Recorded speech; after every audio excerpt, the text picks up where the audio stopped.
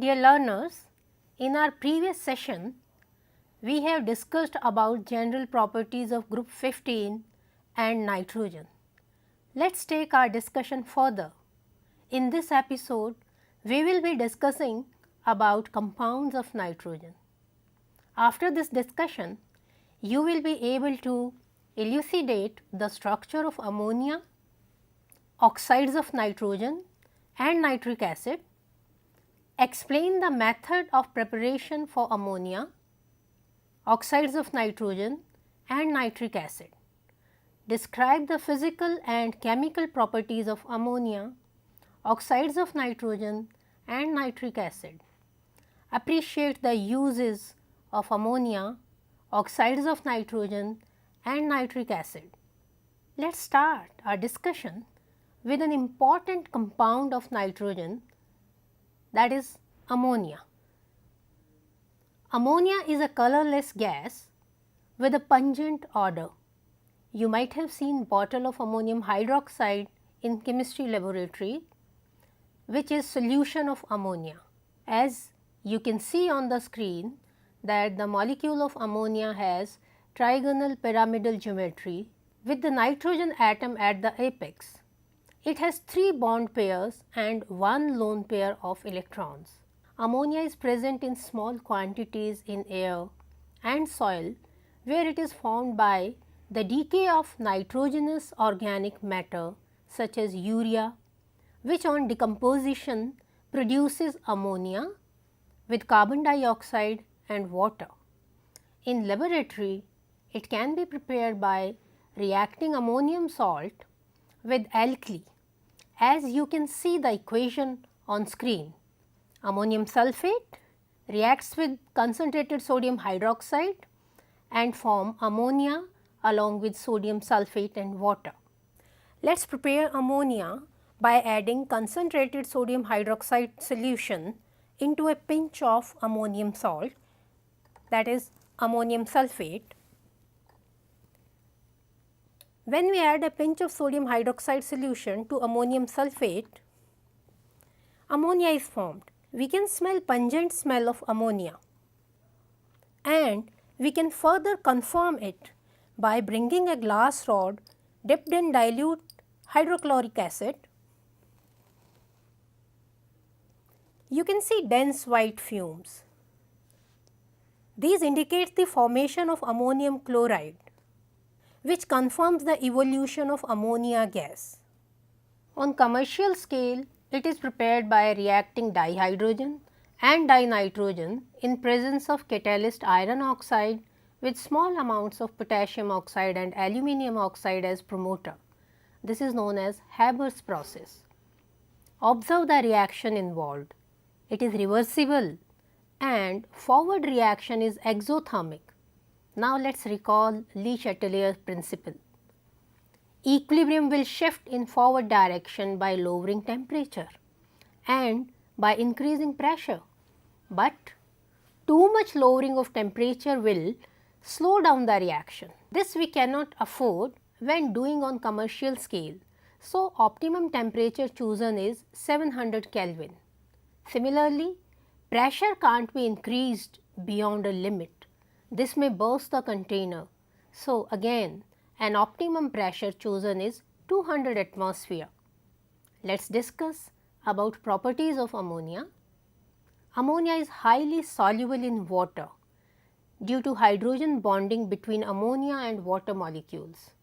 Its aqueous solution is weakly basic due to the formation of hydroxide ions. It behaves as a Lewis base due to the presence of a lone pair of electrons on the nitrogen atom.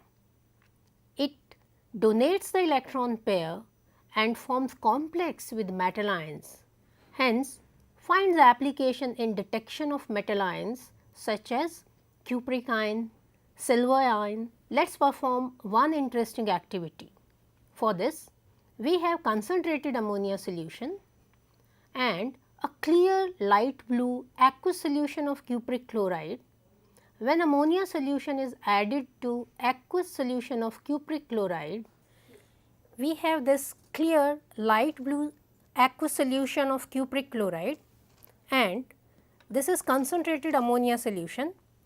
When we add this concentrated ammonia solution to this cupric chloride, these light blue precipitates of cupric hydroxide are formed. Further, addition of ammonia causes the copper ion to go back into the solution as a deep blue ammonia complex. When we keep adding this concentrated ammonia solution,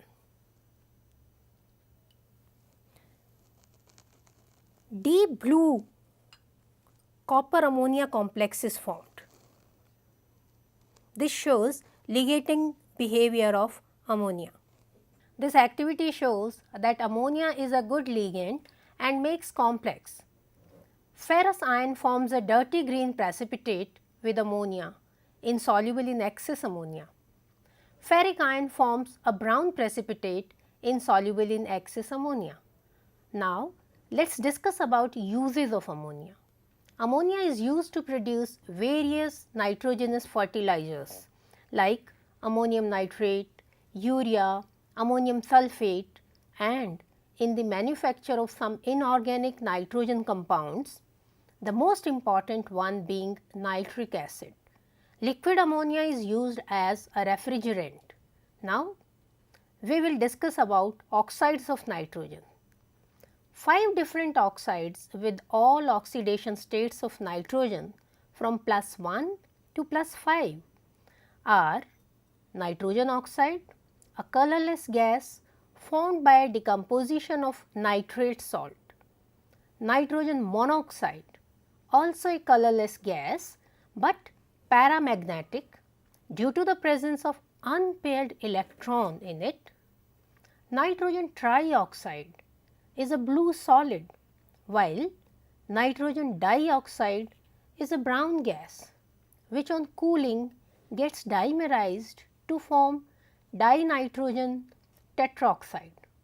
This tetroxide is colorless solid. Dinitrogen pentoxide is also a colorless solid. In dinitrogen pentoxide, you see that oxidation state of nitrogen is +5 because it has 5 valence electrons to be shifted to more electronegative oxygen, but it is making only 4 bonds, not 5, and this is because it has only 4 valence orbitals available for overlapping. Nitric acid is another important compound which is a highly corrosive mineral acid. The pure compound is colorless, but older samples tend to acquire a yellow cast due to decomposition into oxides of nitrogen and water. In the laboratory, nitric acid is prepared by heating potassium nitrate or sodium nitrate and concentrated sulfuric acid in a glass retort. On a large scale, it is prepared mainly by Ostwald's process. This method is based upon catalytic oxidation of ammonia by atmospheric oxygen. Nitric oxide thus formed combines with oxygen giving nitrogen dioxide. Nitrogen dioxide so formed dissolves in water to give nitric acid. It is a strong acid and concentrated nitric acid is a strong oxidizing agent too. It attacks most metals and non-metals except noble metals such as gold and platinum. The products of oxidation depend on the concentration of the acid, temperature and the nature of the material undergoing oxidation. Concentrated nitric acid forms nitrate and nitrogen dioxide with both copper metal and zinc. Dilute nitric acid reacts with copper to produce nitrogen monoxide and cupric nitrate, while with zinc, along with zinc nitrate, nitrogen oxide is formed. Concentrated nitric acid also oxidizes non-metals and their compounds. Iodine is oxidized to iodic acid, carbon to carbon dioxide, sulfur to sulfuric acid and phosphorus to phosphoric acid. Thus, from the discussion till now, we conclude that ammonia is a highly water soluble, pungent smelling gas and is basic in nature, a strong ligand due to the presence of lone pair of electrons on nitrogen and capable of forming complexes with metals. Nitric acid is an important industrial chemical.